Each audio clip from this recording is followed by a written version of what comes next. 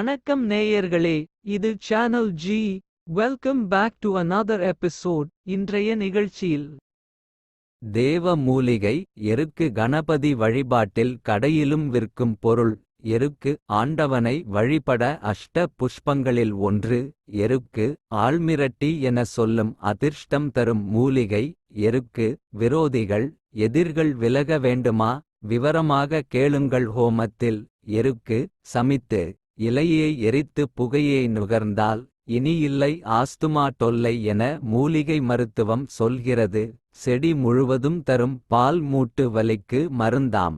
காலில் முள் தைத்தால் கண் முன்னே தெரியும் எருக்கை ஒடித்து அதன் பாலை தடவினால் குத்திய முள் கூட அப்படியே வந்துவிடும் என சொல்வாங்க. குதிகால் வலிக்கு செங்கல்லை சுட்டு கொஞ்சம் பழுத்த இலையை அதன் மீது வைத்து காலை வைத்து எடுத்தால் காணாமல் போயிடும் குதிகால் வலி. தேவ மூலிகை என போற்றப்படும் வெள்ளெருக்கு தெய்வாம்சம் நிறைந்த இடத்தில்தான் வளரும். புதையல் இரத்தினங்கள் வைத்து இருக்கும் இடத்தில் புதிதாக முளைக்கும் என விருட்ச சாஸ்திரம் சொல்கிறது. சிறுநீரக கோளாறுகளை ஒரு சில நாட்களில் குணப்படுத்துமாம் எருக்கம் பூ.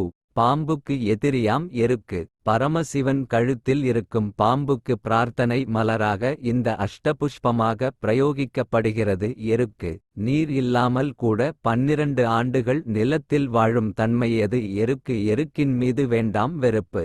அது போற்ற வேண்டிய தேவ மூலிகை எருக்கு. நமக்கு இருக்கு என அழுத்தமாக சொல்லுங்கள்.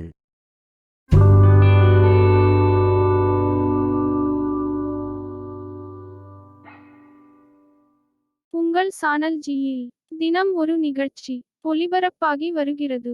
உங்கள் கருத்துக்களை எழுதி அனுப்ப வேண்டிய முகவரி podcast.channelg@gmail.com.